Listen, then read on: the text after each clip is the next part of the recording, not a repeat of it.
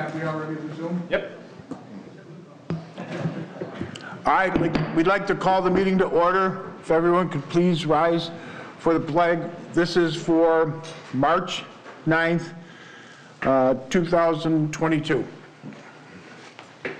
I pledge allegiance to the flag of the United States of America and to the republic for which it stands, one nation, under God, indivisible, with liberty and justice for all.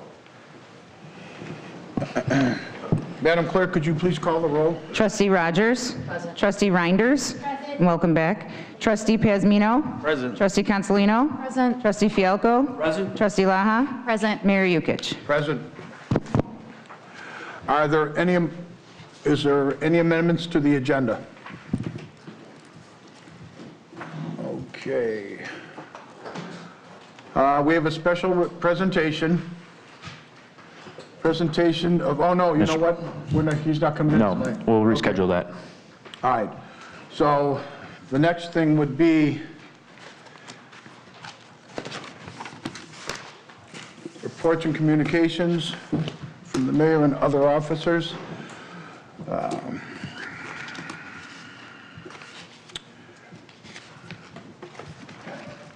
Okay. I don't really have too much to say tonight. Everything's been kind of going good. I just want to make sure before the public comment comes up, so before everyone gets up to voice their thoughts on the proposed project at 151st and Will Cook, be clear, this vote tonight is only to send it back to the Planning Commission and Zoning for better clarification. On the rejection of this PUD, we are not voting on any plan. In fact, this proposed plan has changed again. We have all received your emails and we have heard your concerns, and we will address those tonight for you. So with that, we'll go to Trustee Consolino. Is that this? I have nothing to report, Your Honor. Okay. Trustee Laha. All right, I have a little bit of a long one today. As the proclamation that was created at last year states, Homer Glen recognizes and celebrates March as Cerebral Palsy Awareness Month. I was honored to read that proclamation here in this boardroom as a community member and a mother of a child that lives with quadriplegic CP. And I'm honored to be here a year later to recognize again this special month as a trustee. It is estimated that 500,000 children and adults manifest one or more symptoms of cerebral palsy. Currently, 8,000 babies and infants are diagnosed with the condition each year, including not only my child, Ashlyn, but also Clerk Knightsky-Troicke's son, Gus. This month was created to educate, celebrate, and push for inclusion, to improve community awareness, and to facilitate social advocacy. The color of CP is green and is associated with new growth, vibrant lives, and renewal of life. And I just want to thank all the board members for wearing green tonight. It's really nice support, so thank you very much. As the first chairperson of the Ability Awareness Committee and together with community members of the AAC, we're proud to not only celebrate Cerebral Palsy Awareness Month, but also for the last year have continued to work hard to facilitate social advocacy and improve social awareness for all people living with disabilities in Homer Glen and Homer Township. And we've only just begun.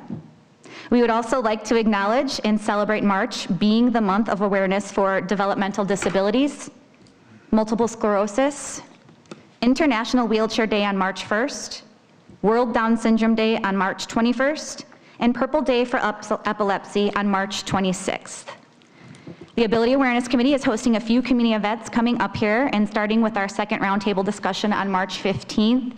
The conversation topic is accessibility and first responders. We'll be having guest speakers from Will County's Sheriff Department, our K-9 unit, and Homer Fire. They'll talk about safely evacuating individuals with physical, cognitive, and emotional disabilities, how we can make our homes and cars more accessible in the case of an emergency, and you'll be able to register loved ones that may live with disabilities with our local first responders. Senior accessibility and other things will be also touched on. The link is live for this event, and you can register on the Village website. We'll also be hosting a sign language class in April, and that time and date actually was just created today. I believe it was April 26th. and we will be sharing a link for that in late March. And that concludes my report. Thank you, Trustee Laha. Next will be Trustee Rogers. I just wanted to update you. Recently, we passed the access path on 159th Street to our trails through, in working with the Will County Forest Preserves. At the time I did apply for a grant. We were awarded a grant for that project from the Homer Glen Foundation in the amount of $5,000. Very good. That's all I have. Thank you. Next would you be Trustee Pazmino? Thank you, sir. I have no report, but I just want to remind the residents and everybody celebrating the St. Patrick's Day festivities, especially in Homer Glen. If you feel like you can't drive home, please use that Uber. And I know at my restaurant, we'll be allowing people to park their cars if they've had a little bit too much to drink. Park your cars in our lot, take an Uber home. We want you to have a good time, but we also want you to get home safe to your families. Thank you. Thank you. Trustee Reinders, welcome back. Thank you, Mayor.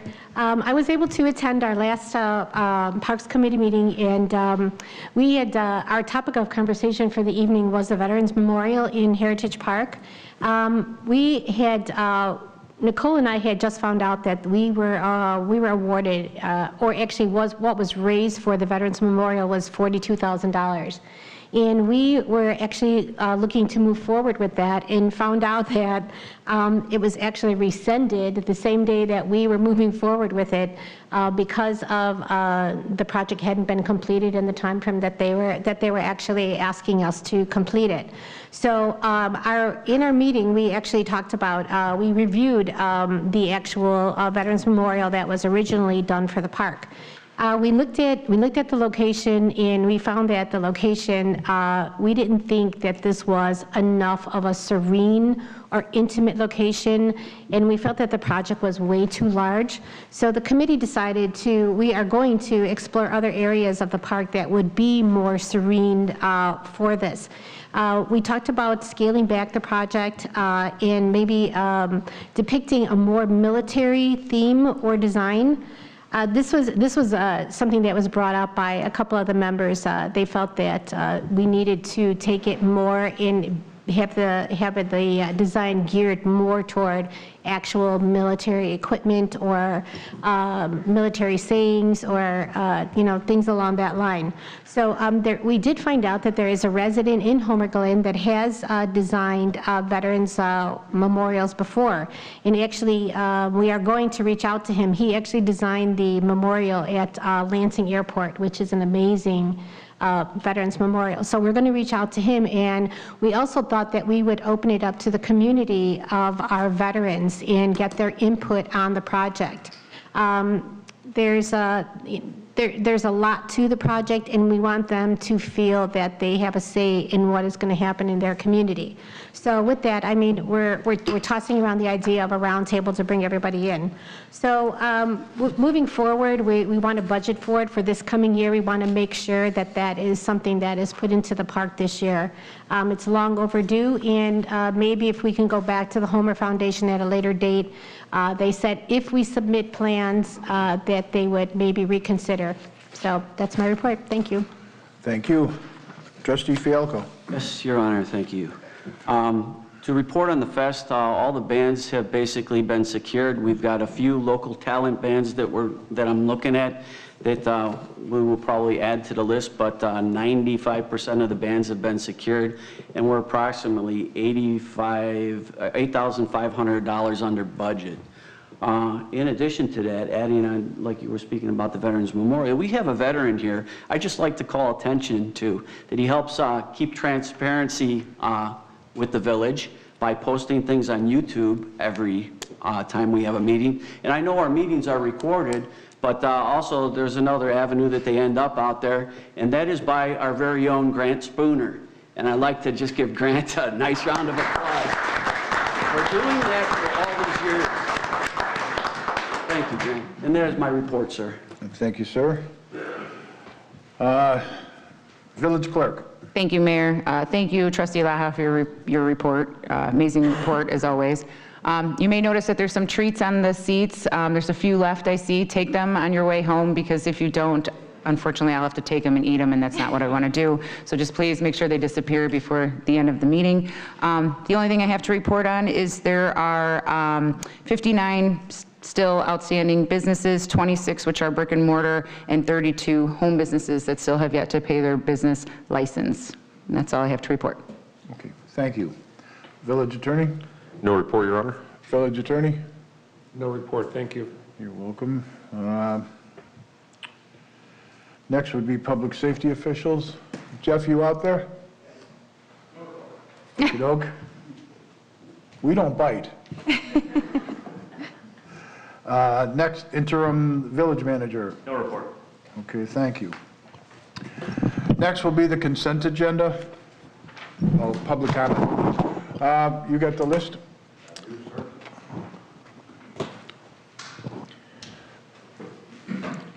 Okay. Okay, Edward Pavlik.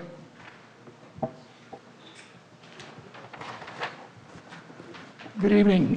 Thank you for giving me this opportunity to speak a very short statement about our zoning.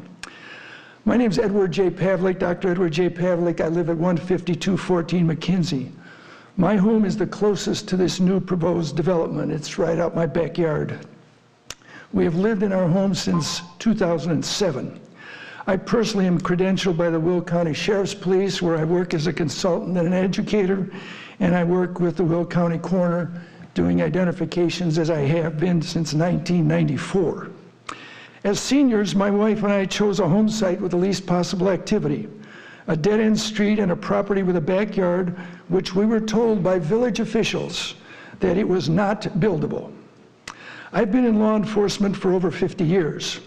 I have seen the value of individual rights trampled by a small vocal minority of the population without regard for existing rules and rights and law. I am dismayed that this matter has gone this far, as we were assured by a number of village officials this property was not developable. The Planning Commission also read us documents confirming this. Then the Planning Commission unanimously voted to disallow the many variances requested for this property. In conclusion, I would have thought that the village officials, word from the village officials, written documentation, a unanimous vote from the Planning Commission would put an end to this project. Also, from a personal and selfish standpoint, my property is severely underwater, and putting a multifamily development in my backyard would further diminish my property value. I hope the board will look at this project and evaluate the request of the majority, rather than allow a small vocal minority to change the rules and destroy the peaceful surroundings that we were promised and that we enjoy. Thank you very much. Thank you, Mr. Pavlik. Joanne Pavlik.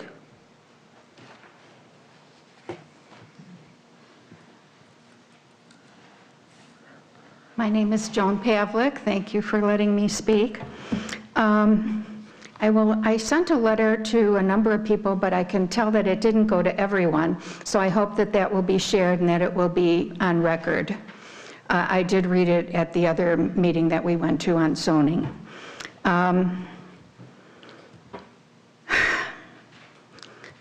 My letter listed a lot of reasons for opposing this project. Many of us here tonight have different primary reasons for opposing the project. For my husband and I, we have lived at 15214 Mackenzie Drive for 15 years. Of all the issues addressed, and believe me, I believe that all the issues are important for all of us, I need someone to tell me why it is okay to destroy the wooded area behind our house, the reason that we built it to begin with, and put up a duplex literally feet from our backyard. Gone is the privacy, the peace that we were promised could not happen. I urge you not to vote for this development. Thank you. Thank you, Ms. Pavlik. Mark Garvin.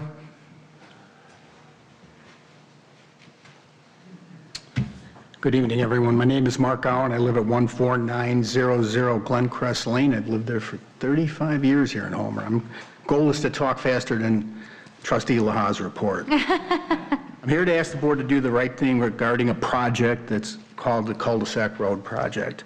It's very personal to me. I became aware of it many years ago. So for grounding, what is the Cul-De-Sac Road Project? In case people don't know, it's a spur road that would start at the north end of Heritage Drive Circle and end at the east side of the Sled Hill. It was selected over many other park projects that, in my opinion, offer a much greater benefit to the residents of our village. It was green lighted by the previous trustees who were subsequently voted out in April, and they approved it in May just before they left office. Why should it be stopped? It is removing a beautiful green space in our park. Tons of concrete and asphalt are going to be poured over acres of pristine prairie land in the middle of our beautiful park. Accessibility. Why do we need a road to access the Sled Hill when you could easily access the Sled Hill from the back of the active core and from walking and biking paths? Safety has been offered as a benefit, possibly with the road, but walking and biking paths were designed to accommodate emergency vehicles in the case of an injury on any side of that Sled Hill. Parking, well, everybody says we always need more parking. I think that's true for one event that we hold a year, the largest one we hold. And possibly, instead of adding more parking, we could find a location designed for a large festival and not a park. The Cul-de-sac road would add 100 parking spaces approximately, I think, last I looked at the documentation. One of our new trustees came up with what I think is a great idea for alternative parking, to be to add parking spaces on the inside of the Heritage Circle Drive. So you know there's parking on the outside, you add parking on the inside, that's 200 spaces approximately at half the cost. And speaking of cost, the Cul-de-sac Road project the bid was accepted at $1.2 million. That was a year ago. The final cost may be likely over $1.5 million, factoring in inflation that we all know and love. What are some of the other improvement projects for Heritage Park?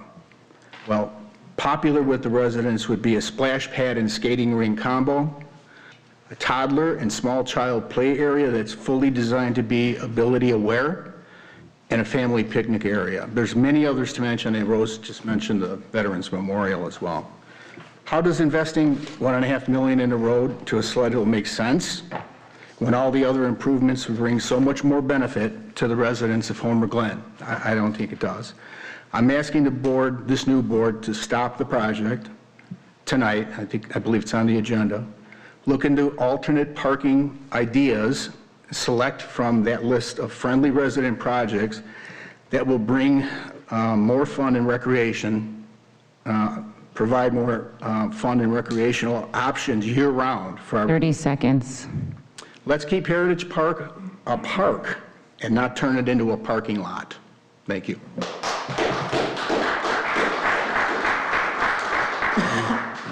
Scott Anderson.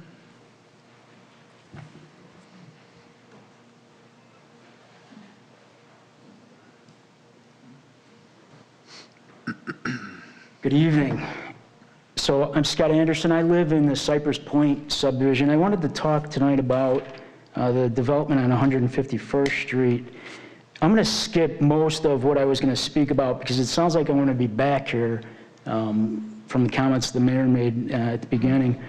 One point I wanted to touch on, though. So the development needs access. They need to use the Cypress Point Detention Basin. So the Cypress Point Detention Basin was engineered, constructed, and provides flow control of stormwater runoff for Cypress Point. Cypress Point is approximately 60% built out. Over the next few years, as more homes are built in Cypress Point, 40% more water will need to go somewhere. The proposed plan includes expanding the Cypress Point Basin. With a limited footprint, the basin will need to be dug out deeper, which will create steep slopes into the basin, creating safety issues for children or others who are walking in that area and could slip, fall in, and possibly drown. Legal ownership of the basin is the residents of Cypress Point. The developer of Cypress Point was only the custodian of the basin. Residents of Cypress Point paid for the detention basin to be constructed. It was part of the improvements and infrastructure rolled into the purchase price of their land and homes. If the proposed developer disputes this, they must provide legal evidence of ownership and legal evidence of the right to share the basin with Cypress Point. Thank you.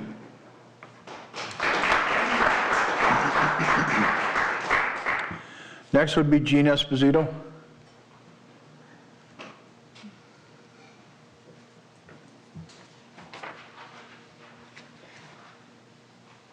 Hi, my name is Gene Esposito, and I'm also against the project on 151st Street Villas of Country Woods.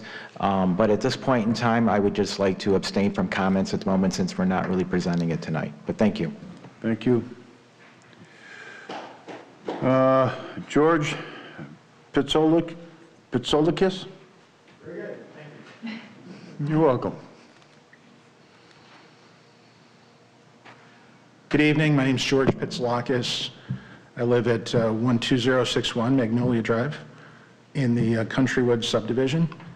This year, I would have been in Glen, Homer Township for 30 years, which is just, it's a place I've lived virtually all my life since I've been in my 20s. I oppose the project. I did write a letter. I'm not going to go through the details there. However, the one area I do want to talk about is there's also a road, Sharon Drive, which we use when Will Cook Road gets flooded. You can't even drive one car down there, let alone 2 or 3 cars. So if Will Cook Road gets flooded again, we're going to have more issues. In addition to that, I also put in some words regarding having an independent environmental study done if this does proceed going forward, because I want to make sure that everything's looked at, from habitats to flooding to you name it. The last point I want to make is just like to understand, is this property still for sale? If it is, I would like to get contacted regarding that and see if some of the homeowners would be willing to purchase it. Thank you.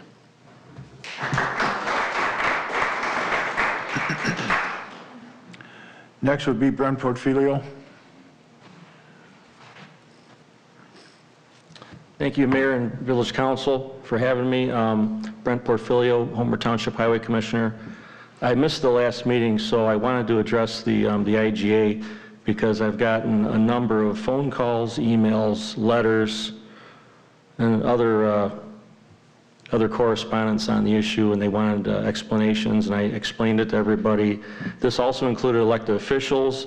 It included Homer Glen residents, it included Lockport residents, and included unincorporated residents. So I wanted to spend a minute here and give my 2 cents on it, and then I'll go and sit down. So the IGA that we had between the road district and Homer Glen transferred the assets from the road district to Homer Glen. And that was something that was put in motion before my time, but that's water over the dam. What's important is Section 8 of that IGA discussed about equity and having some of the other municipalities in the township, that would be Lockport, Lamont, and New Lenox, getting some money in return for them not being a part of the IGA. And something that everybody needs to understand is the Township Officials Handbook rules and the state law does not allow any compensation or any projects or any funding to come out of the road district to any municipality over and above the half share that they get. And I don't know why, I don't know if that's a miscommunication, if people don't understand that, but one more time, the half share is the half of the taxes that I levy every year for the road district get returned to the municipality, and the other half stays in the budget for me. And that other half is supposed to be spent on the road district.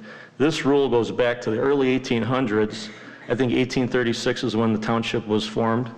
And so it was based in a rural perspective where it helped the township road districts because there wasn't many municipalities to help pay taxes. So that rule has not really changed over the last couple hundred years, and There's nothing I can do about it. I am a Lockport resident. I understand, you know, the mayor's concerns from Lockport and all the other people that have said, that have spoken up on this. But nevertheless, it's the law.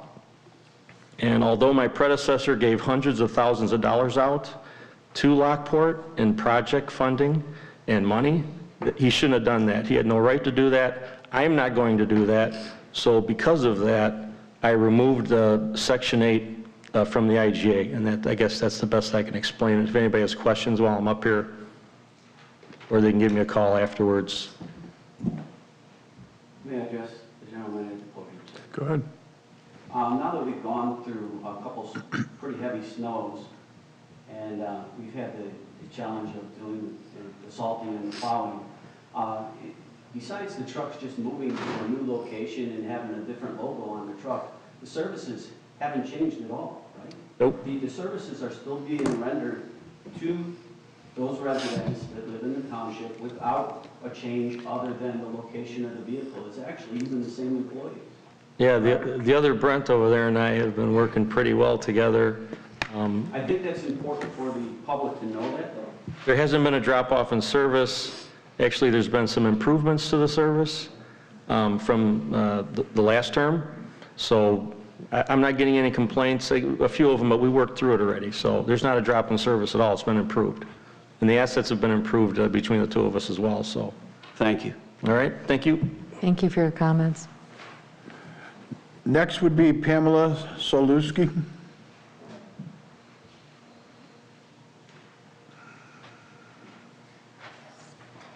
I brought handouts to make it a little more visual, if you could pass those to the trustees. So yes, I'm Dr. Solowski, and as you've already mentioned, pretty concerned about this proposal that's coming back again, and I feel like I'm repeating myself. As you know, our village has a comprehensive plan, a land use map, and a 2021 zoning map, which now you have a copy of.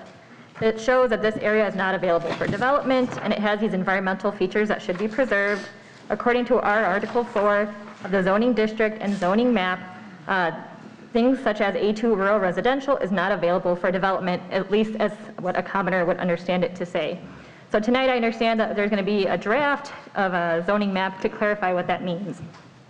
For those who don't know, in this case we have a developer who wants to rezone this area that is not meant for development into one that can be developed. So what they did is they brought this proposal to the land use decision makers, our plan commission. That group voted 5-0 to not approve this project last month based on various reasons that were cited from the residents nearby. Major concerns about the deviation from our comprehensive plan, this land being environmentally unsuitable for development, and various other environmental concerns. Since then, the developer eliminated one duplex but did not address the other concerns. And today they're here trying to get positive feedback from the ones who will vote on this project eventually to proceed with this controversial development.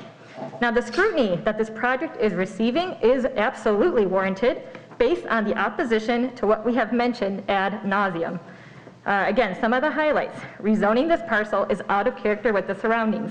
If you look at the handout I just gave you, you can see there's one subdivision to the east, one to the south, and homes to the north and west. So this is a 5-acre wooded lot that now all of a sudden is going to be destroyed. 90% of those trees are going to be destroyed to put up townhomes. Typically in our area, these areas of townhomes are found near commercial properties or behind power lines. Now at noon today, we received a rebuttal from the village that addressed some of our concerns.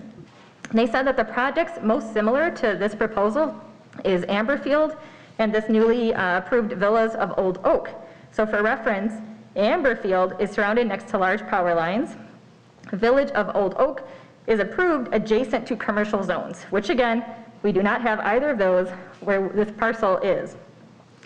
Now, another issue that we have is that this proposal is continuing to try to use the entry of this Countrywood subdivision as its sole entry into the development. That subdivision was never intended to expand in that direction. 30 seconds. All right, so what I'm trying to say here is as a village, let's not be willing to deviate from our comprehensive plan in this direction. Let's stick to our standards. And I might even challenge our board to do Use this as a learning opportunity. From this project, let's reevaluate our priorities. Maybe we can designate this area for preservation. If you look at our village logo, there's a tree. If you look at the PowerPoint, there's a tree. Why are we cutting down over 150 trees for this project that's proposed tonight? So please, listen to your residents. Thank you.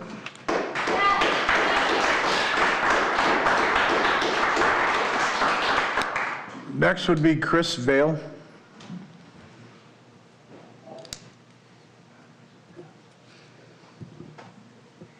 How you doing? I'm a resident of Country Woods also. I'm just going to be really quick. I just want to remind you guys of your logo, Community and Nature in Harmony. And I want to mention all of the Country Woods, most of them, signed a petition that said they do not want this subdivision. Also, I want to go, how does this fit with your Community and Nature in Harmony? 80 plus people, 80 plus families do not want this subdivision. I don't see the harmony in this. And then as for nature, I just want to say really quickly is how is chopping down 5 acres of wooded area go with nature and harmony? I just want you guys to really think about your logo, and that's all I want to say. I agree with everyone that's here. We don't want this subdivision, and that's it. And I thank you for your time. Thank you. Next would be John Walters.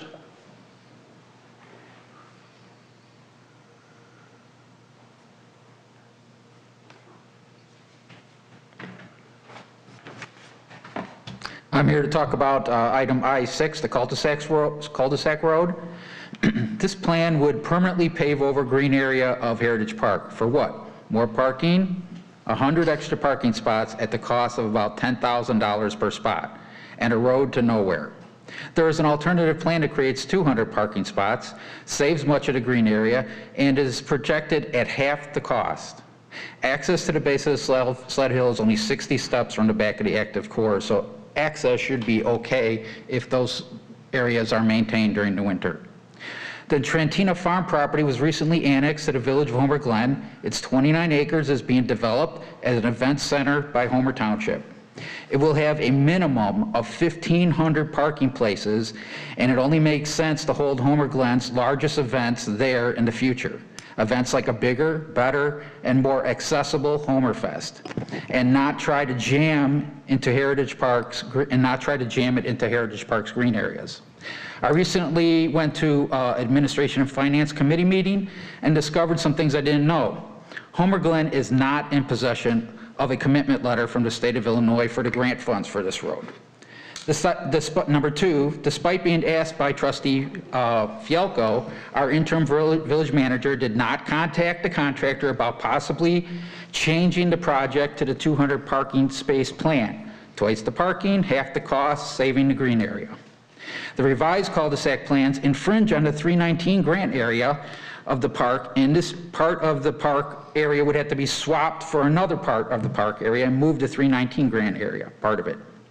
And the most disturbing to me was one of the Administration and Finance Committee trustees seemed to have more loyalty to a village contractor than the voters that they're supposed to represent. This made me wonder if there's a conflict of interest here. Keep Heritage Park a park, not a parking lot. Thank you.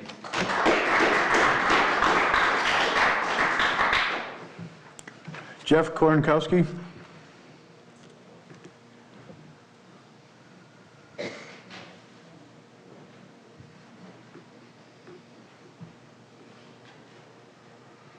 Good evening, everyone. Thank you for having me today. I did have a speech planned on the opposition of the 151st Street development, the 5-acre subdivision proposal.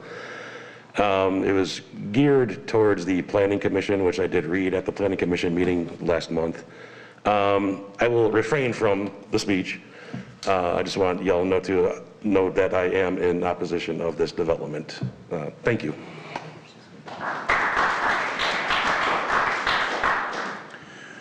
And last would be Tony Wellness.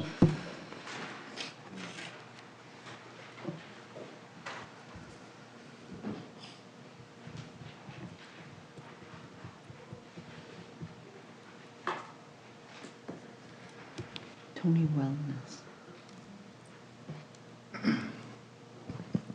Good evening. My name is Tony Wallner. I'm with Austin Tyler Construction. I'm here in regards to the Heritage Park Sled Hill project. I understand there's two different issues, whether we're owed money and whether the project continues. I'd like to speak first to if we're owed money for the project so far. We were as low bidder to the project. We had a pre-con, everybody was scoped out. We were awarded the project. The village signed a contract with Austin Tyler Construction. When a contract is signed, there's also a completion date to the project, which if I don't complete the project in time, I have liquidated damages that go against our company. So that means we need to proceed, we need to move forward. At one point in time, we were told to proceed but not break ground, but we did proceed. Because of that, there are bills to my company, to my subcontractors, and a lot of other people involved with this project. A lot of time and effort's gone into it. At this point in time, Austin Tyler Construction's owed a little over $200,000 on the project. We have been paid $0. Our first bill went in over 8 months ago on the project. We have been denied payment ever since. It's a huge burden on Austin Tyler Construction, but more or less we have a lot of smaller subcontractors. The electrical subcontractor, who's a very small company, is the biggest one. They have a lot of bills that they have to pay their material suppliers, and they're paying out of pocket and paying interest in that. I have no ability to be able to pay those guys until I'm paid from the village. I've been threatened to go to collections from suppliers and subcontractors. Subcontractors that I don't know will ever work with Austin Tyler Construction after what's going on here. And I don't disagree with that decision. At this point, my biggest thing is I need the village to pay us the money that we're owed so that I can pay my subcontractors and material suppliers. If the village decides at that point that they want to proceed with the project, that's a separate issue. But at this point, I need to just be able to pay my bills. And the village needs to pay their bills. Thank you. Thank you, Tony. That's it for public comment right now. Next is the consent agenda. The first one is consider for approval the accounts payable for the period of February 25th, 2022 through March 10th, 2022 in the amount of $76,972.62. Number two, consider for approval payment of the Village of Homer Glen's January legal bills from Mahoney, Silverman and Cross LLC in the amount of $5,230.91. Third one is consider for approval payment of Village of Homer Glen's January legal bills from legislation attorney Odelson, Stirk, Murphy, Frazier, and McGrath Limited in the amount of $5,966.25. Number four, consider for approval a motion retaining Redinger, Tonelli and Associates, Inc., RTNA, for professional GIS services for 2022. And number five, consider for approval ordinance number 2022-010, an ordinance approving and adopting the official 2022 zoning map of the Village of Homer Glen. So moved. Second. Madam Clerk, call the roll. Who was second? Reuben. Nikki could Trustee Pazmino. All right, that was Trustee Pazmino. Trustee Laha? Aye. Trustee Reinders? Aye. Trustee Rogers? No. Trustee Consolino? Aye. Trustee Fialko? Aye. And Trustee Pazmino? Aye. Motion carries. Next would be legislation and action items.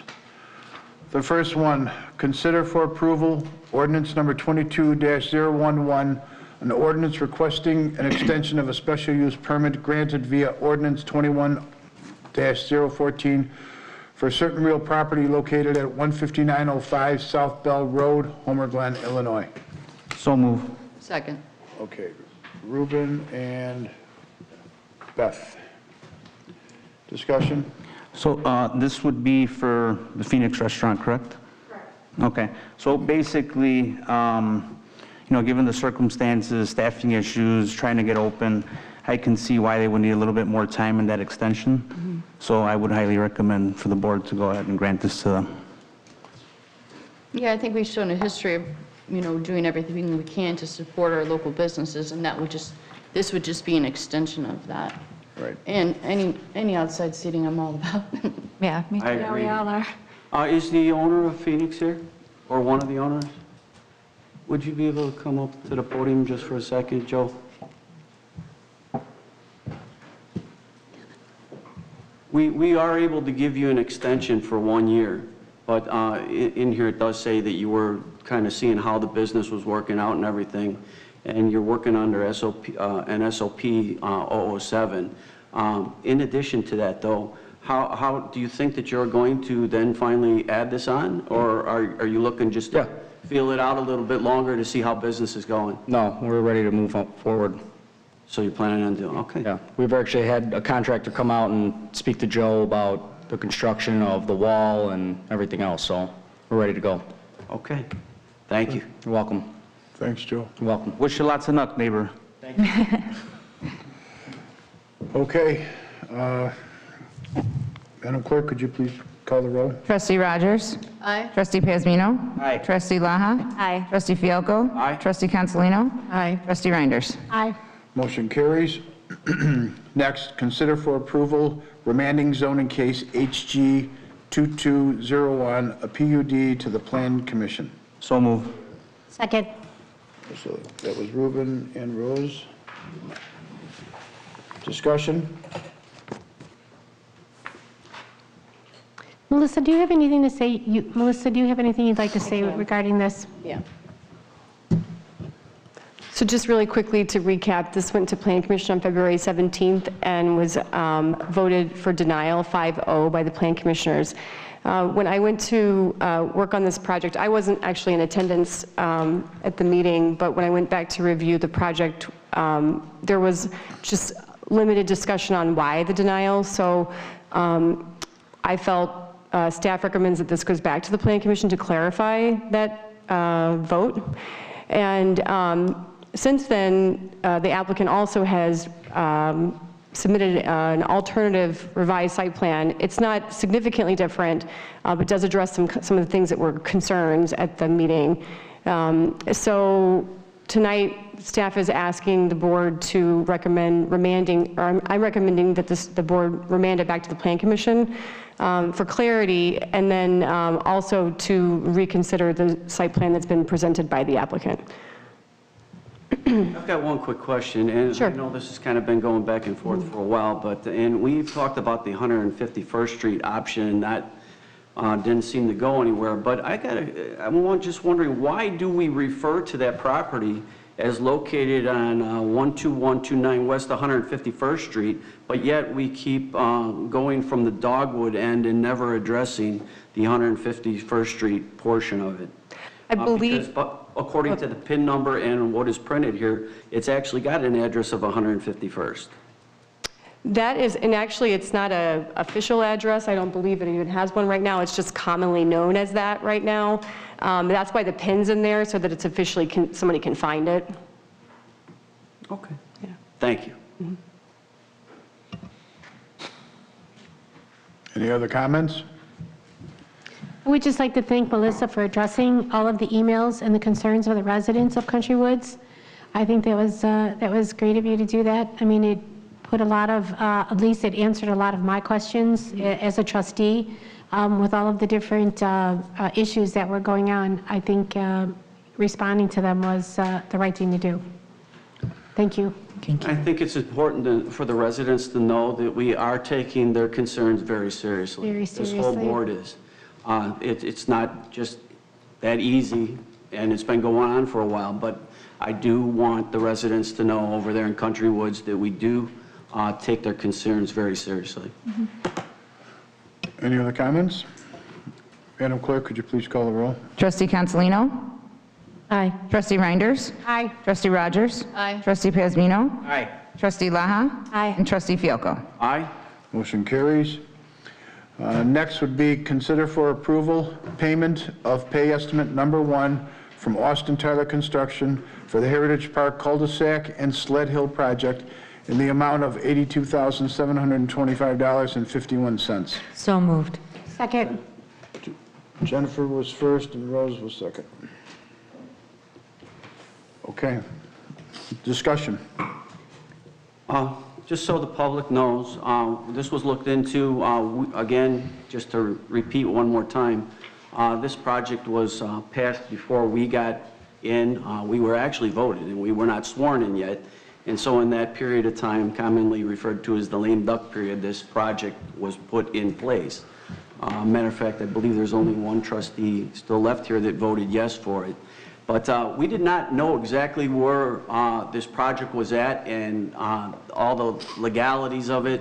And we took and tried to read over the contract, and the contract was like any other contract. It needed a lawyer to take and put his set of eyes on it. After that was done by Mr. Horvath, we were notified of exactly the money that we owed, and this is basically for these next 3 items. Why we would pay for something or start something before we got the money that was asked for in the grant. There's a grant for $250,000 and one for $500,000 that has not been approved by the state yet. The state has to give a confirmation letter. In regards to that, the money is then paid after the project is complete. Just so everybody knows, you get it approved by the state and then it is paid afterwards, which is great, but we have not received the commitment from the state to pay that money. And if I remember correctly at that meeting, it was said, well, why would we give up this project if we're getting the $750,000? So it was sold to the public that way. It was sold to the taxpayers that way. And being that we don't have that money, this is why it's taken this long to get here. I've also, I think the gentleman at the podium said something in regards to it. I had asked our village manager to look into having a conversation with the builder to see if we could kind of change the project. That was, I believe, close to almost 3 months ago. And he was reminded a couple times, and we had not gotten back to. So finally, we did sit down, Mr. Pazmino, Trustee Pazmino and myself, and we had a conversation with the builder. We asked, can you return the items that you bought? And his answer, I believe, was no at that time. So we are committed to paying this bill based on the way the project was run from in-house. So we do owe the people money according to Mr. Horvath. So we intend on paying those bills. I'd like to say thank you to Trustee Fialko for being transparent and for also explaining the massive headaches that have come along with this project. A lot of us that are sitting up here on this board completely disagreed with even proceeding with this project after we were elected. However, lame duck session won over. So now we're stuck dealing with the consequences. So thank you for taking the time to explain that to the residents. And I do apologize to Austin Tyler for the delay, but it was not done on purpose. Again, there were a lot of things. You were at that meeting. We explained it then, and I explained it today. It was nothing personal against Austin Tyler. It's just the way things happened, and they happened. Okay. Any other comments? Madam Clerk, could you please call the roll? Trustee Fialko? Aye. Trustee Consolino? Aye. Trustee Reinders? Aye. Trustee Rogers? Aye. Trustee Pazmino? Aye. And Trustee Laha? Aye. Motion carries. Number 4, consider for approval payment of payment estimate number 2 from Austin Tyler Construction for the Heritage Park Cul-De-Sac and Sled Hill project in the amount of $116,613. So move. Second. Who was it? Me and Dan. Ruben and Okay. Dan. Go ahead, Dan. Well, I would just say what I done said. Oh, okay. All right. Any other comments? Okay, Madam Clerk, could you please call the roll? Trustee Reinders? Aye. Trustee Rogers? Aye. Trustee Pasmino? Aye. Trustee Laha? Aye. And Trustee Fialko? Aye. And Trustee Consolino? Aye. Motion carries. Next would be consider for approval payment of TRIA Architecture's invoice number 3707 for Heritage Park Construction Observation Services in the amount of $2,800.80. So move. Second? Ruben and Dan. Discussion. I'd like to say something, Mayor.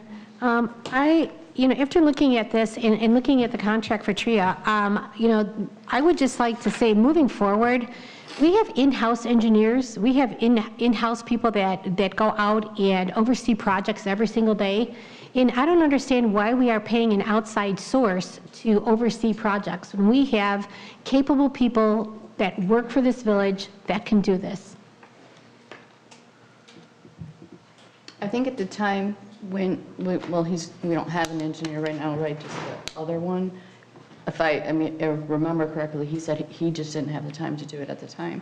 So hopefully whoever we replace to come and fill those spots, perhaps he may have a difference of opinion on it.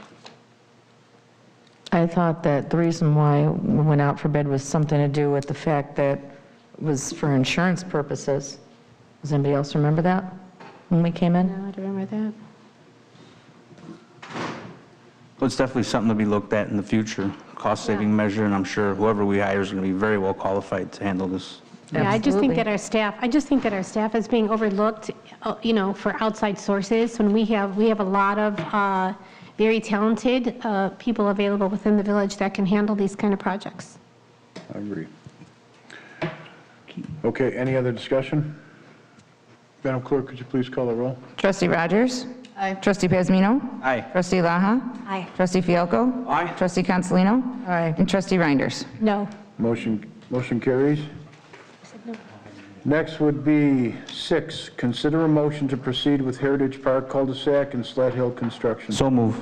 Second? Ruben and Dan. Discussion? Sir, I'd like to, if I could, amend this motion I'd like to table this until we can get that commitment letter from the state. That way we make sure we have funds and we're not putting in any of our own funds out and then get shorted by the state. Well, before we do that, do we want to put a timetable on it? And if it's not met in 6 months, we just cancel the contract? I'd be interested in hearing what the rest of the board, because then we can move forward with the money, and the splash pad could possibly be put in. Maybe the alternative parking that we were talking about could be put in, instead of sitting on this for any long length of time. I agree. I'd like to bring up the Parks Committee. When we talked about this at the meeting, we voted under 3 facts regarding this, okay? So I took it to Parks Committee to see what their response would be. One, that the $250,000 we owed for the developers and the architects was due and owed. Okay, they agreed with that. 2, that it was presented that the Cul-De-Sac Road provided a turnaround point for when we have events and it's closed off. And 3, we were under the impression that the grant money was already going to be in hand, basically here. Basically, we thought we had the letter of intent at that time. So I took it to the Parks Committee, and there was a vote, and it was unanimous that the Parks Committee did support this project under those 3 facts that we presented. So I just want to share that just for when we talk about this. And also in the committee, we talked about the fact that, the park is the jewel of Homer Glen. As Dan Kenny had brought up, he said, we don't have a downtown in Homer Glen yet, but we do have our park. In all of our activities in the park are increasing. So whether or not we are going to put, we just added 2 soccer fields, 2 practice soccer fields. That's going to bring an enormous amount of cars to the park. We have Homerfest in the park. All of our events are increasing. Over this coming year, they're going to increase way more than they were for last year. So talking about the Cul-De-Sac road is one issue of parking. Whether we intend on putting a splash pad in the park, we need another parking lot up in the front. So you factor in a splash pad, 2 soccer fields, 2 practice fields, plus we are going to be putting in a playground for the younger kids, because that is one of the things that's really necessary.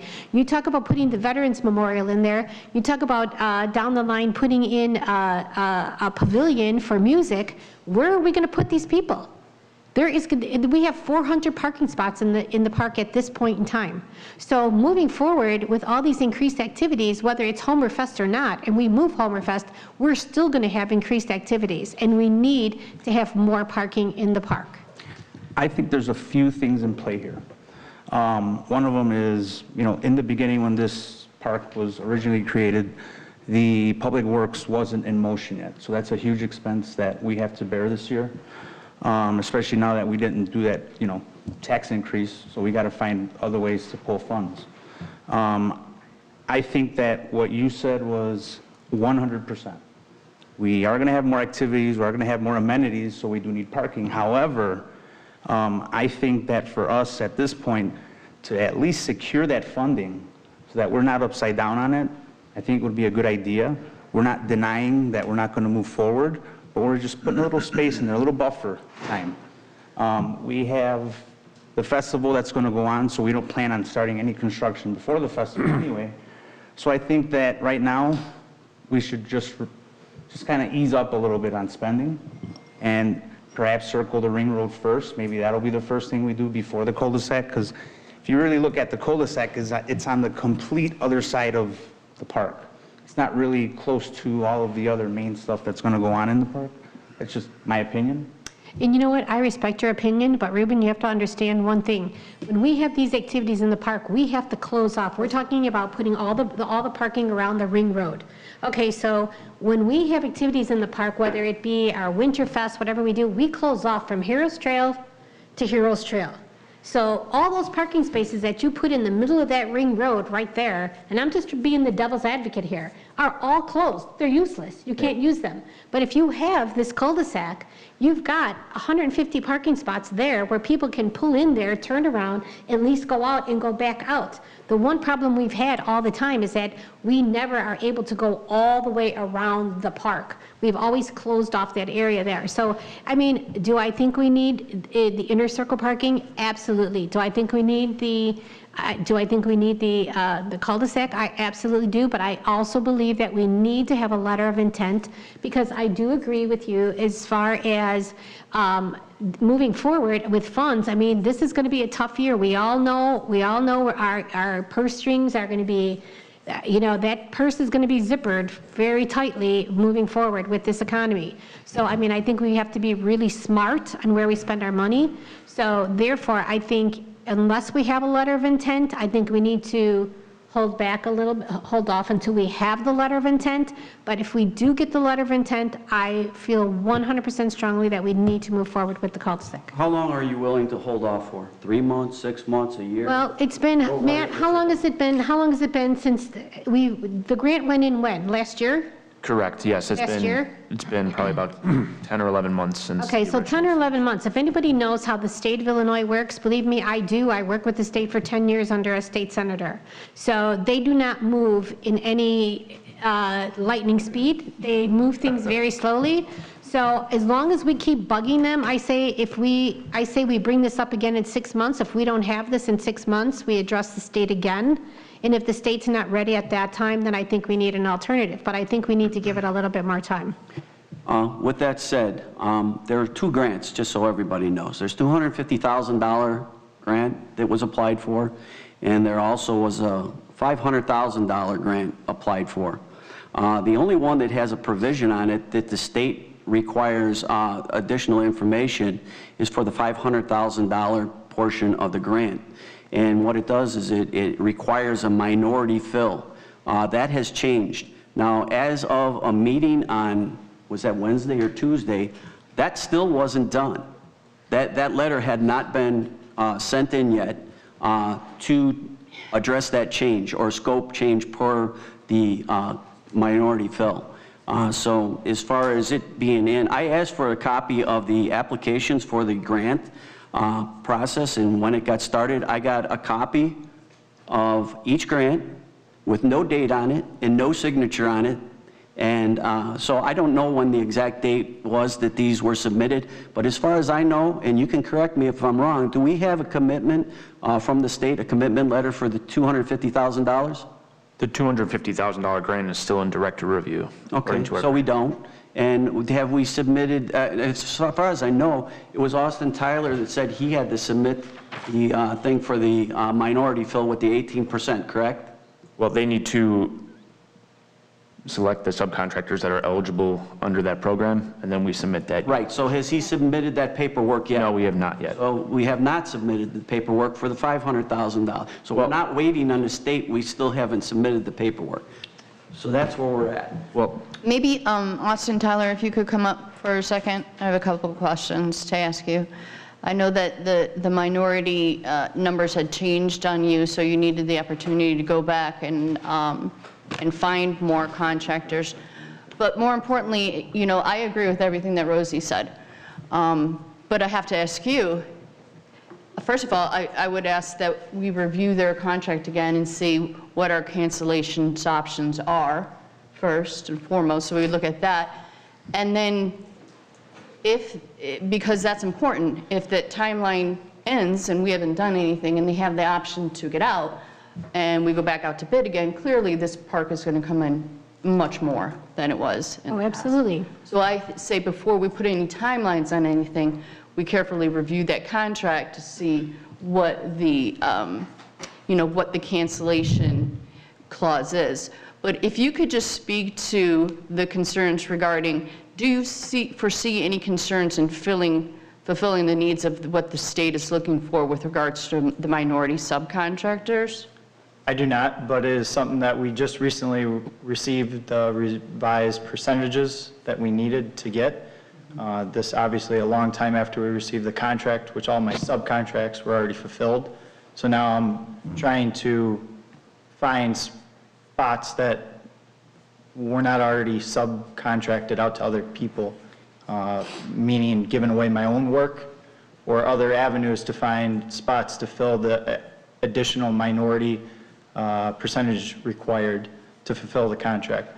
I don't believe that I will have an issue fulfilling the requirement, but right now we've only had about a week to go back out to bid for these contractors to get new pricing. Right, so when the village first went out, there was X amount percentage that was required, and you met that. And then since the grant came through, that percentage increased, so we now have to go back and say, I understand that you have subcontractors that you've issued, but we need to fill this gap of what we're looking for to meet the needs of the state, to fill those minority positions, which requires you to probably go back and rebid some of these so that you can go to different contractors. So I guess my question to you is, how much time do you think would be reasonable for you to get those numbers together for us? The one thing that I was having trouble talking to some people is I wasn't able to provide payment to anybody, so a lot of people didn't want to proceed or spend any more time on the project. So I think I might be able to get a little bit more movement if I'm able to tell people they are getting paid for the work that they've completed so far. But I would say if I had a couple more weeks, I certainly believe I'd have a lot better picture on where things are at, and I can try and do that quicker. The one thing I'd like to say that I don't think has been brought up is the architect and the village did take into account the ability that the percentage may increase, because there was a alternate to the bid asking what would it cost if the increased percentage went to, and I can't remember off the top of my head what It's 15% minority owned and 3% women owned. That's what it is now. Right. But I believe there was, in the contract, the original bid, there was a alternate if it was increased, and I believe it was slightly higher, but you know, I feel like the village and the architect have been under a little bit of heat, or at least the village. They did ask me at bid time how much it cost, all bidders, how much it costs to increase it. So I think that needs to be looked at. Thank you for being so patient with us. Did you submit original paperwork under the first percentage and it got rejected or changed, or is this the first time you're submitting the paperwork? We submitted at bid time. At bid time. Did you ever get a response back from that original? Because if you have, I haven't seen it in any documentation that I've asked for. If I can take this, Tony. So the 7% was as part of the bid. That was never submitted to the state.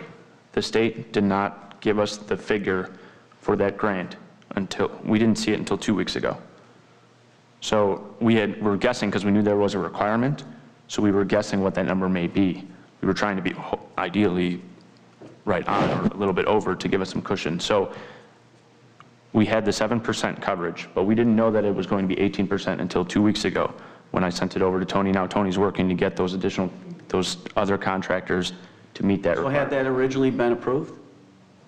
The first submission? He said he submitted it under the bid. No, that's not to the state. Oh, okay, so nothing was submitted to the state on a first round? Because we didn't have the requirement, Okay, so there was right. nothing to submit to. Exactly, so this is the first time it's being submitted, that's all, right? Well, my bid was submitted, and that's what's in the contract. Okay, and as far as the contract, Carrie Horvath has looked over the contract, and there is a clause in there that it can be canceled, but the start dates and end dates have come and gone. We all know that, and you know that is part of the contract. Start on a certain date, end on a certain date, and I'm not trying to, say we should have been done by that time. Obviously, things came up and you weren't able to do it. But to address that, Trustee Rogers' question, Carrie, do you know exactly? Could you help her out with that question? In terms of cancellation of the contract, possibly. The contract has a cancellation clause, and you can cancel literally for no reason whatsoever. However, you have to pay for the expenditures that have been made on behalf of the village to that point in time. As I understand it, I don't have my file with me, but there were two main expenditures. One had to do with the surety bond and performance bond that the builder or that the contractor obtained, and then the other was for the purchase of the electrical lighting fixtures that are going to be installed. And that's the bulk of those two amounts in those two contracts that you approved for payment. The contract itself, I don't believe, was made subject to the receipt of the grants. Okay, so, and as I believe Trustee Fialco explained in his comments, the way the state generally works is it will approve the grant, but you put the money out, and then you get reimbursed once they've gone through whatever the paperwork is that they require from the contractor, from the architect, and from the village itself, certifying that certain things were done. So at this point in time, I can understand the concern of just saying let's proceed when we don't know yet whether you're going to ultimately get the approval from the state. The state certainly has told the village the grant applications are in a particular stage. I agree with Trustee Reinder's comments concerning the slow wheels that can grind at state level. I mean, it's just, and you can keep calling them, you can keep bothering them, but it doesn't change when they become inert. So if you're going to do anything in terms of a time, you may want to just indicate that you will proceed provided a commitment for funding is received within a certain time frame subject to review by this board. That way you're not saying we're cashing in our chips, you're not saying the project is over, you're giving the gentleman from Austin Tyler an opportunity to get whatever information, if I understand it, you have to submit documentation showing that you can obtain the necessary percentage level of minority contracting, correct? Correct. Or subcontracting. That's correct. So it gives you some breathing room here, and yet you're not going forward and expending your money just yet, and with the hope that maybe the state will come around to some sort of a conclusion very shortly. So I guess that goes into the motion that's on the floor. It pretty much covers what everybody's talking about. Let's see what the state does. We're going to stamp it with how much time? Did we say 6 months? 6 months? I think that's fair. And after Well, 6... We're also saying halt all construction, correct? Yes. Until. Can I ask the one question? And this has to do with, I know what you've expended for material, or what you're about to expend. The electrical fixtures that you've purchased, they're being stored presently at this point in time? That is correct. And there's no charge for the storage at this point, correct? There's no storage charge. There may be a delivery charge that I would have to check with my subcontractor, as well as all other subcontractors, to make sure there's no outstanding bills that have not been submitted, since it's been a long time since we submitted our last pay estimate. No, I understand that. I just want to make sure that at this point there's no storage being assessed, storage charge being assessed. That's correct.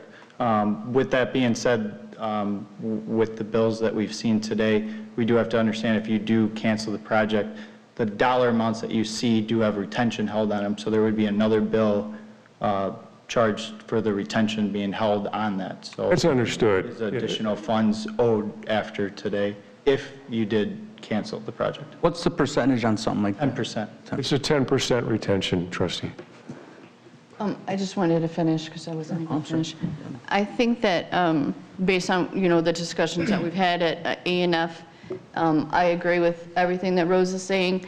I support Ruben's decision to table it, if whatever the timeline that it may be. But I would also ask that we get in our, weekly meetings an update, or if there's something that we can do. Because I am willing to, again, drive to Springfield and knock on doors. It doesn't do it a lot of good, hasn't done me any good. All it's done is got me a license plate that I needed. But, I mean, it's not that bad of a drive. I'm willing to do that if it looks like it would be something that could be expedited. You're probably in Springfield quite a bit. You guys, I'm not sure if you go down there, but if that's what it takes. So I support the notion to table it for a 6-month period, but I would like to get some kind of a weekly update from somebody, I'm not sure who, as to where we're at with it and what we can do to help expedite it, if there is anything that we can do. Can we establish, Matt, are you the weekly update or not? Yep, I email them every Monday, so I'll just forward whatever I receive to the I board. would also suggest that we submit a letter from the mayor signed by all of us saying, the predicament that we're in. I don't know, it might go in the recycle bin faster than, we can say, but at least it's something, and it gets something out there that, just the predicament that we've been put in, and our contractors and architects and subcontractors have been put in. Board, if I can address you real quick. So again, Jim Petrakos from Tree Architecture. If you can, in your motion, give direction to Austin Tyler and to us to tell Austin Tyler, I think there's been some confusion about, the village had told him not to break ground. And I know there's been comments about like, well, he's not done yet. That is by purpose, because the village told him not to break ground. So that, I don't want him thinking that there's still liquidated damages being charged because he's not done yet. That is specifically designed by the village that actually said, you are not to start, and if we're moving forward. Why don't we not commit to something like that right now? It's not necessary at this point in time. I think the village is considering holding off or making a motion to proceed, provided a commitment for funding is received within a certain time frame, subject to the village board's review. What I think you're getting into, Mr. Petrakos? Oh, okay. Mr. Petrakos, is something that we need to discuss possibly in a session other than this at this point in time. So please. But he's not to do any more work. No one's saying that at this point. You know what the motion is, and I don't think it needs to be added to at this point in time. You know what I'm going to... Are you understanding the direction? I just want to be clear. This gentleman still has to obtain information or provide information which indicates that he can proceed. So with respect, because he needs to be able to satisfy the state or the grant requirement of 18% minority contracting or subcontracting. So let's not put the cart any further in front of the horse than is necessary tonight. So what I'm suggesting is that you proceed with the motion that I've suggested, and we can leave that to a discussion once we continue to get these interim reports, which are going to become more important as we move along, okay? Can I? So how do we act on his motion? Do you have to? So the motion was basically to table this. Could I speak real quick? 6 months or the grant, whichever comes first. But you were amending though, too. Right, that was the amendment. The amendment. You can't table it. You would make a motion to proceed, provided a commitment for grant funding is received within 6 months. the 6-month time period, subject to review by this board, okay? You're simply amending your motion to incorporate Carrie's language, but I do think that Mr. Wallner had an issue or some other comment. Correct, only because I thought we were all on the same page all along, that I was stopped. I wasn't held up from the project, but because it was brought up that we didn't understand why we proceeded, I believe we do need to acknowledge and officially put something out there that I am being stopped from starting the project, correct? I think the board has my advice and has the advice of the village attorney, and I think that's probably the way the board should proceed this evening, with all due respect, sir, okay? I don't I'm in agreement accept that. with Carrie. I agree with the recommendation. This is a discussion from for another legislative I think you should. meeting. If you have no further discussion with respect to the motion, I think you should consider it at this point in time and vote whatever in the manner which you determine is appropriate. Can you restate that motion just one more time? You really want me to say that? Yes, I do. It would be a motion to proceed with the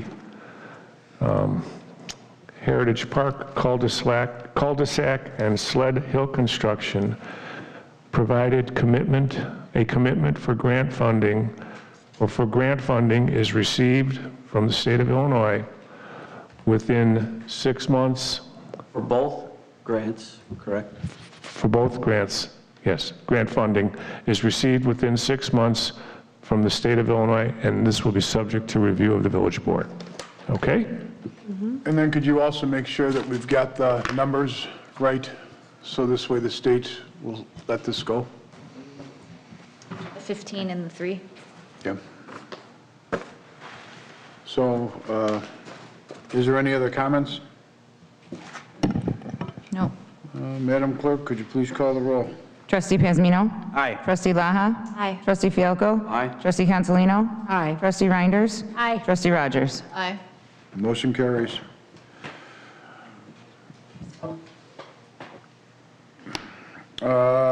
Next would be January 12th, 2022 Village Board meeting minutes.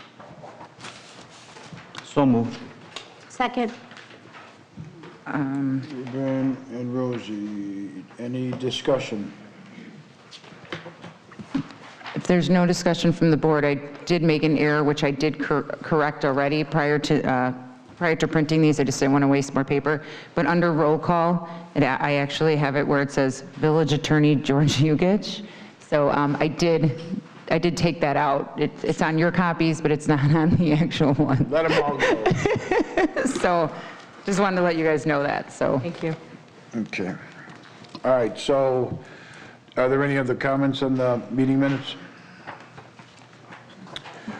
Okay, Madam Clerk, could you please call the roll for January 12th, 2022? Trustee Laha? Aye. Trustee Fialko? Aye. Trustee Consolino? Aye. Trustee Reinders? Aye. Trustee Rogers? Aye. And Trustee Pazmino? Aye. Motion carries. Next, January 25th, 2022 Special Village Board meeting minutes. Discussion, or I need a motion? So move. Second. Rose and Ruben, discussion. Madam Clerk, could you please call the roll? Trustee Laha? Aye. Trustee Fialko? Aye. Trustee Consolino? Aye. Trustee Reinders? Aye. Trustee Rogers? Aye. And Trustee Pazmino? Aye. Motion carries. Next one, January 26, 2022 Village Board meeting minutes. Do I have a motion? So moved. Jen? Do we have a second? I'll second. Beth? Discussion? Madam Clerk, could you please call the roll? Trustee Fialko? Aye. Trustee Consolino? Aye. Trustee Reinders? Aye. Trustee Rogers? Aye. Trustee Pazmino? Aye. And Trustee Laha? Aye. Motion carries. Okay, next is a workshop to review and discussion of a proposed senior housing development for the 9.49 acre property located at 13750 West 159th Street. Do I have a motion? Oh, you don't have to, we're just talking about this right now. Okay. I'm going to present. Can I take this? Melissa? Mayor Yukich. So you can probably just go to the next slide. This is a concept review. It's a preliminary discussion between the board and the developer to gain feedback on a proposed development. There will be no action taken tonight. The developer intends to move forward. The plan will be presented to the Planning Commission and to the Village Board before final approval. Garden Management Solutions is seeking feedback on a site plan concept. And the fire department did review this concept and provided some initial comments to the village staff. Some of the, we'll also list these at the end of the workshop also, so this is just kind of a high level thing that staff is looking for and that potential applicant is looking for feedback from. Is there support for senior housing in the specific location proposed? Is there support for allowing the frontage parcel to be utilized for future memory care expansion? What are the board's expectations for architectural design and exterior materials?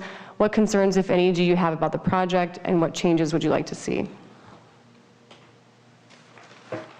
So the location of this proposed, let me just back up. This is a senior housing project for assisted living in a single building. It's the location of the property being proposed is on 159th Street, just west of Parker Road and east of Marion Village.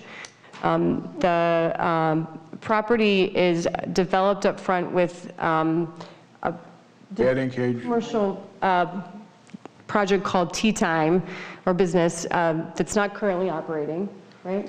He opens up in the Seasonal. morning. Yeah. He opens And up in the then there's open area in the back, and there's a pretty significant amount of wetland in the rear of the property. The property is currently zoned C6, commercial recreational.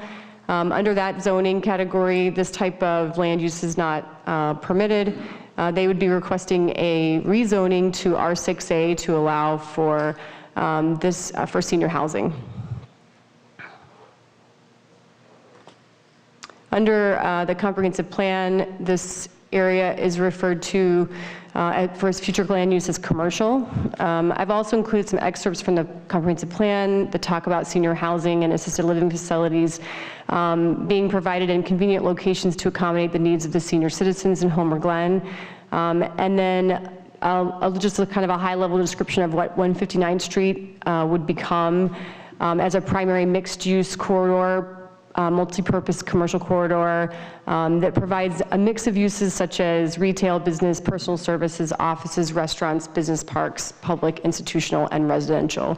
And then in the multifamily section, it also lists that multifamily development, if constructed, the preference would be townhouses and senior citizen housing. And that came out of the survey through the comp plan. Over 40% of the respondents preferred to see multi-development location, multifamily developments located within PDs, planned developments. So this is the site plan presented by the Garden team. What they're proposing is to parcel off two separate approximately 5-acre properties with their heritage woods located on the rear of the property. You can see the large wetland on the back. They have some walking trails behind the building, and then a parking lot out front. It would be a private road, that's not a public road, that accesses 159th Street.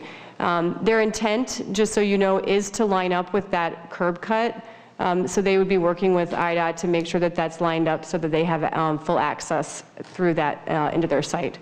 Some of the other key points of the project are that this development is catered to assisted living for seniors. This business is licensed to accept Medicaid. I will have them speak a little bit about this more. There are only so many licenses that the state gives for this type of business, and so I think they can talk about their kind of the range and how close another facility like this could be. So they're going to provide in this building 120 units for seniors 65 and older. The building is about 99,990 square feet. It has 46 studios and 74 one-bedroom units. The exterior in the building is high-quality durable materials, a combination of brick and fiber cement siding. They did verify that the entire first floor would be brick. And then in the first plan that they've presented, there would be a parcel in the front that would just be held for future development, could be commercial. Their preferred site plan would be that it would be retained and allowed to be developed in the future as an expanded memory care facility.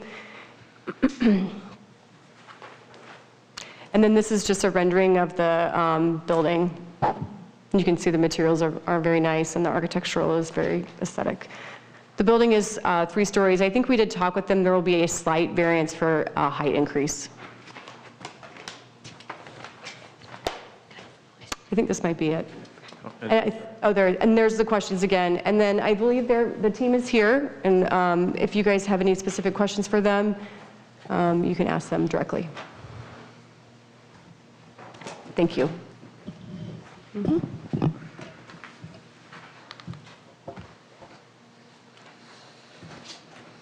Thank you very much for looking at our project here. We're very excited to come to Homer Glen. I'm Ed Patton with the ownership as well as with the construction company. Julie? Hi, I'm Julie Simpkins. I'm with Garden Management Solutions, and we are the management company that would be managers. We've been in this business doing projects just like this. We have one in Bolingbrook, we have one in Plainfield. We've been doing it over 20 years. So yes, we are asking for approval of the board to move on to a formal planning zoning application, and we wanted to make sure that we answered any questions before we got to the point of finalizing drawings for submission. Can I ask a question? How many communities do you have within Illinois and Indiana? We have, some of them are separate if you look at individual, how they're licensed, but it would be 58 communities, 55 if you look at campuses. And of those communities, 50 of them are Medicaid certified? We have probably 53 that would be Medicaid certified, because we just opened up 2 more in Indiana, so one just opened. Do you have any private pay facilities? We do have private pay. We have 2 out on the East Coast. We have Maryland, West Virginia. We have a private pay community in Huntley. We have a private pay memory care in McHenry, Illinois, and a private pay memory care in South Elgin, Illinois. Thank you. And one more question.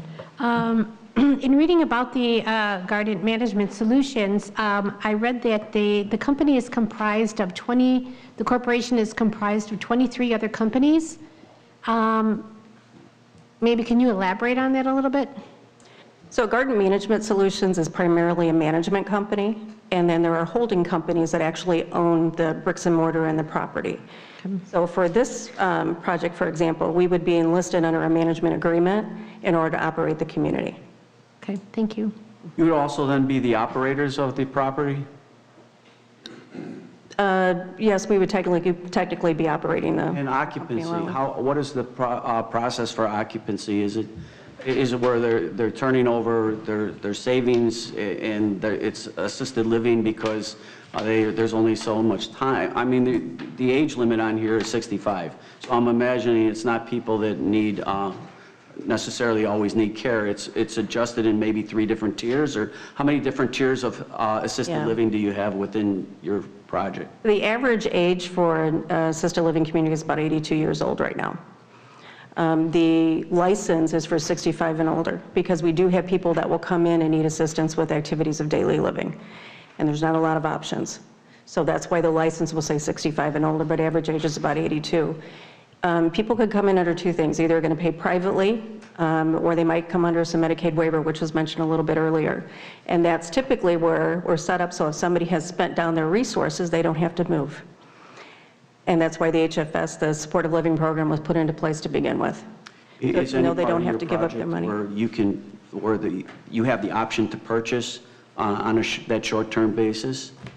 This is not a purchase, it's strictly a monthly rental fee. What percentage are usually under Medicaid? It really depends on the location. So we have some communities that will have a much higher, they might have a payer mix of maybe 30, 40% Medicaid. We have some, maybe in Chicago that we operate that are 100% Medicaid. Through the program, you have to have at least 25% Medicaid waiver.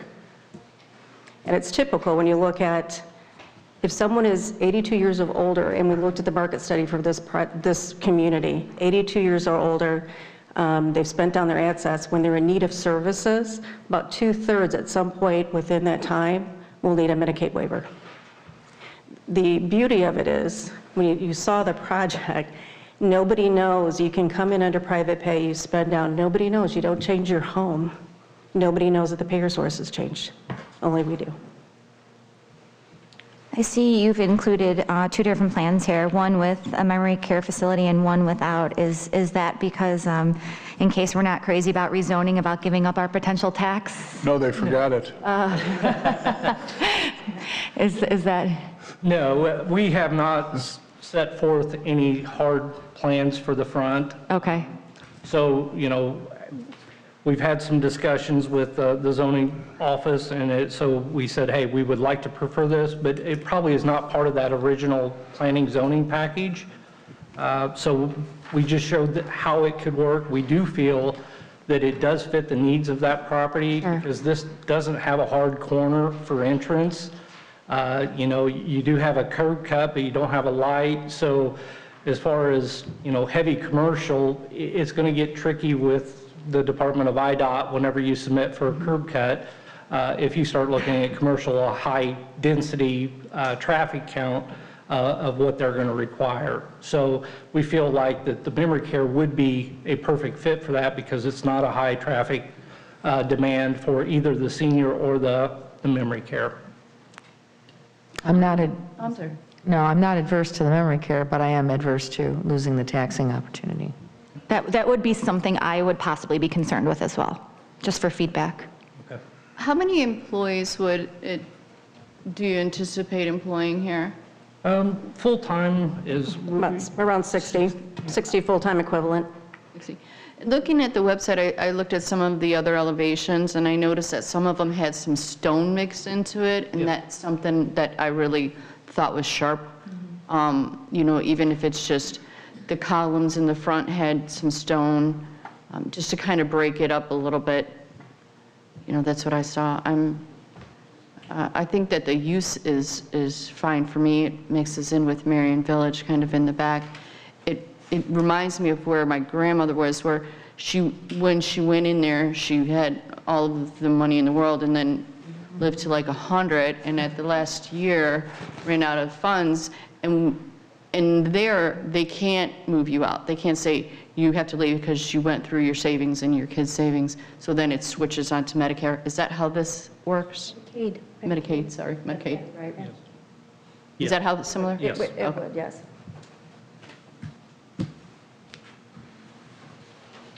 So how long would a project like this be, let's say, from breaking ground to finish? What are we looking at?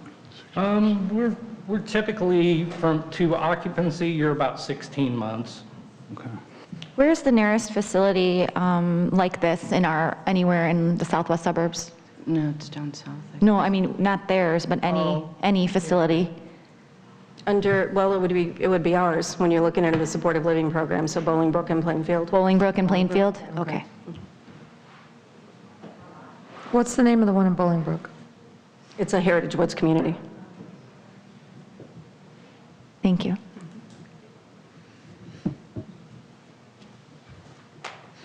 Are there any other questions?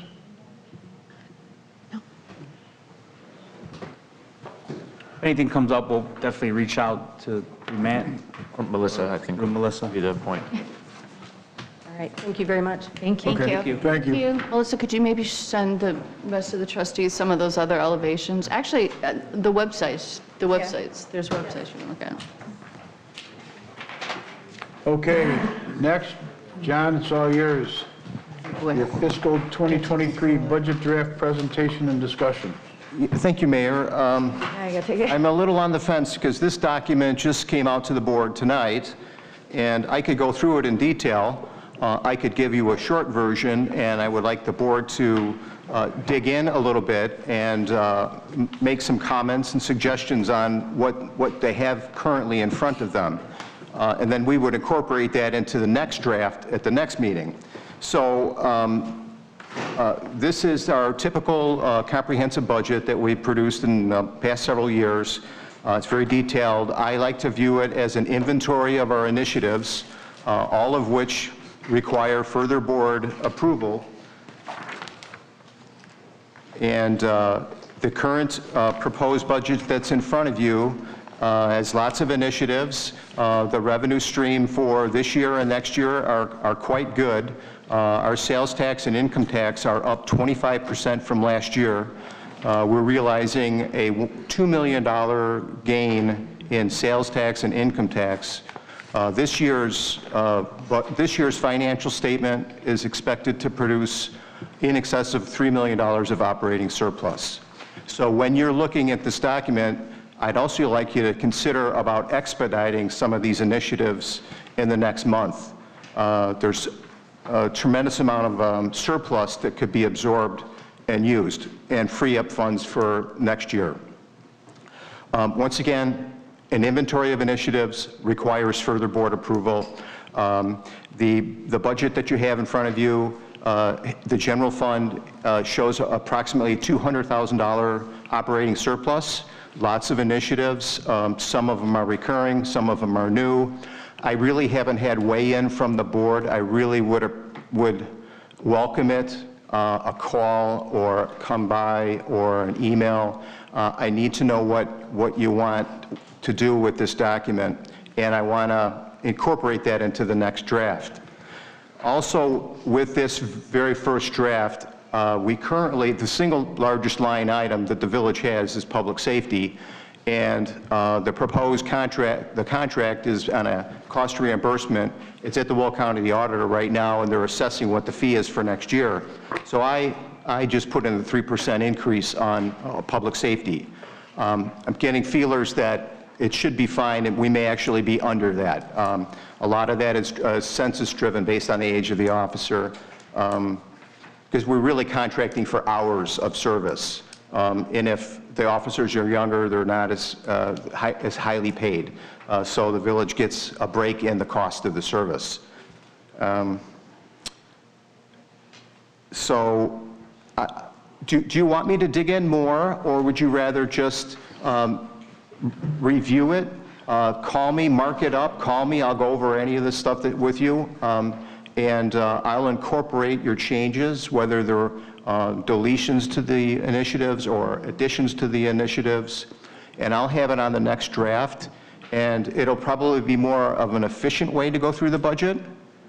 Yeah, that sound like a good plan? I'd like that. This is a lot. I'd like to sit with it for a little bit. I think it's a pretty user-friendly, reader-friendly document. However, and a lot of the budget is based on trended information, so if you're curious about what's in something, just please contact me.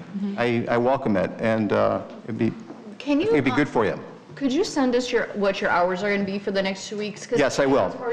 I don't want to make an appointment and not be able to make it with you, but if I know what your hours are, at least I know I can drop in and then meet with you before, so you could get in next week's packet. I'm going to prioritize this. I'm going to be as flexible as I can. So I am Wednesday, Friday, but if there's conflict in that, I'll try to work it out and be available. But So- typically, it's all day Wednesday, all day Friday? Correct. Okay. Yes. But I'm always available for phone calls, and I can always review emails and such. So I think it would be a more efficient and productive way of moving forward. Yes. Yes. Yes. Okay, very good.